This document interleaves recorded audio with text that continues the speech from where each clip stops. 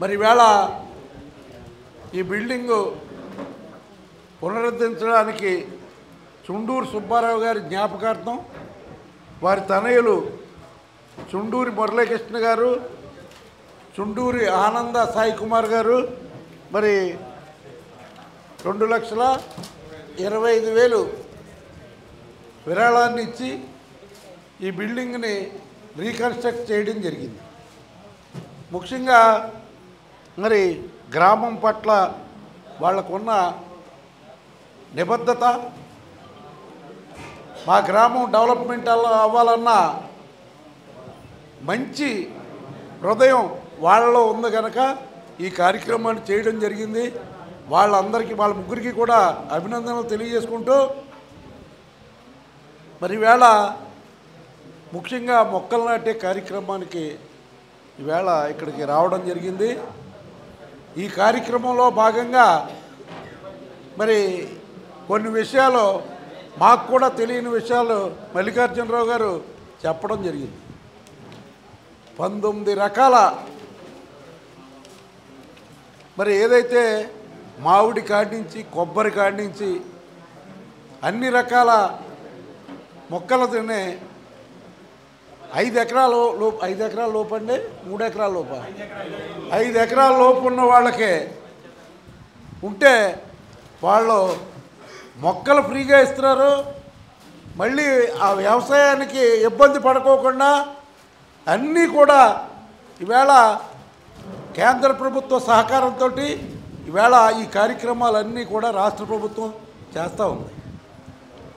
ఇంత మంచి స్కీమ్ గతంలో ఎప్పుడూ రాలేదేమో అని నేను అనుకుంటున్నాను. ఎందుకంటే కొబ్బరి తోటలు చాలామంది వేస్తూ ఉంటారు, కానీ ఎవరికి వాళ్ళే మొక్క కొనుక్కుని వాళ్ళే పెంచుకున్న పరిస్థితులు ఉన్నాయి. కాకపోతే ఏంటంటే పెంటపాడు అనేది డెల్టా ప్రాంతం, ఇక్కడంతా వరి పండించుకునే అవకాశాలు ఉంటాయి. కానీ కొబ్బరి పండించవచ్చు, అలాగే మామిడి పండించవచ్చు. ఇవన్నీ కూడా గమనంలోకి తీసుకోండి. మరి సంవత్సరం వాటికి అయ్యే ఖర్చు అంతా ఇంచుమించుగా మరి ప్రభుత్వాలు భరిస్తున్న పరిస్థితి.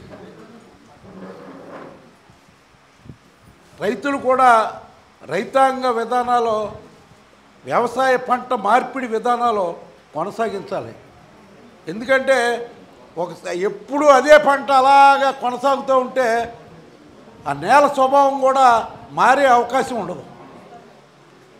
కాబట్టి కొంత మరి 10 ఎకరాలు ఉన్నవాళ్ళు ఈ ప్రయోగాలు చేస్తే మరి వాళ్ళకు కూడా వాణిజ్య పంటల ద్వారా అభివృద్ధి పొందే అవకాశం ఉంది. ఎందుకంటే ఈవేళ మెట్ట ప్రాంతంలో గతంలో డెల్టాలో ఆ రోజున 10,000 ఉంటే మెట్ట ప్రాంతంలో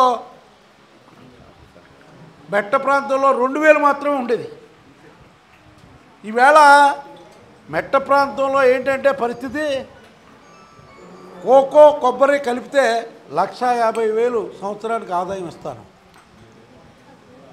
మరి అంతకంటే ఆదాయం వచ్చే పంటలు ఏముంటాయి?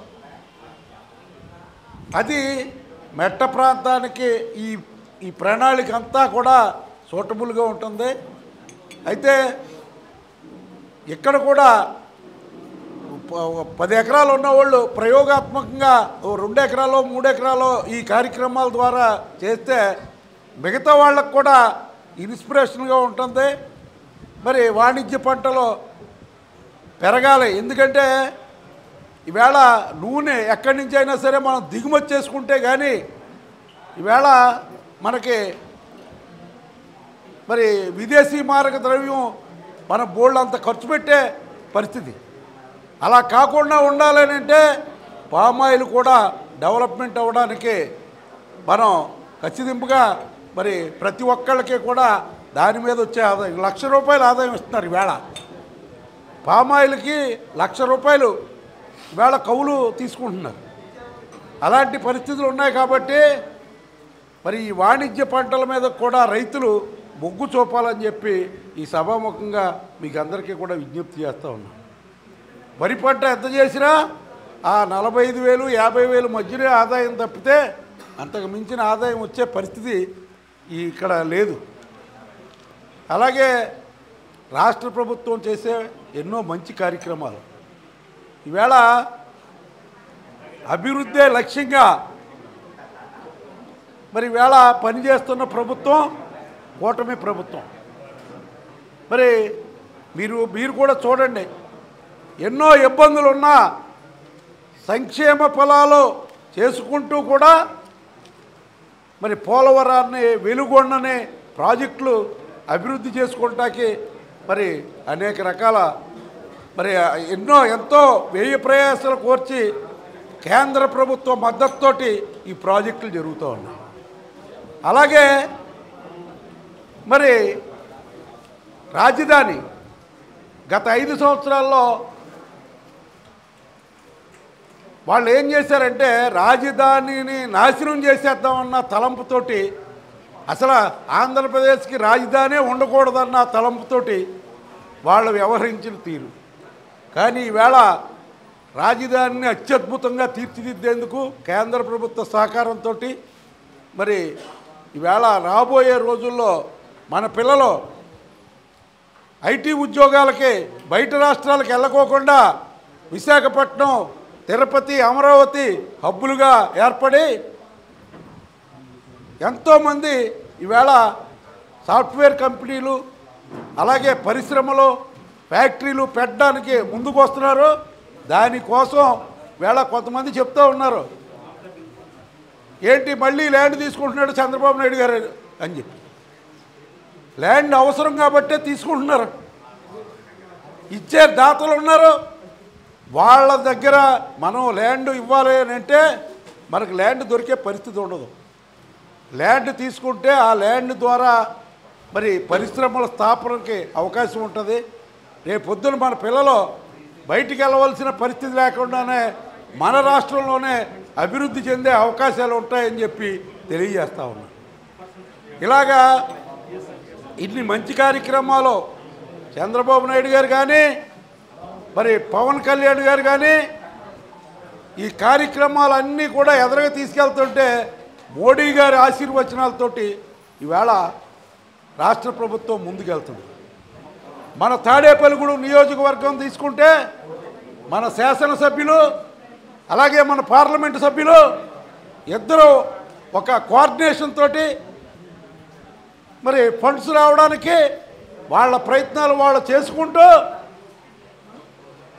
ఇబ్బందుల్లో ఉన్న రాష్ట్ర ప్రభుత్వం నుంచి డబ్బు రాకపోయినా అనేక రకాల మార్గాలతోటి మరి ఈవేళ డెవలప్మెంటే లక్ష్యంగా పనిచేస్తున్న వాళ్ళిద్దరినీ కూడా ఆశీర్వదించమని చెప్పి నేను కోరుతున్నాను.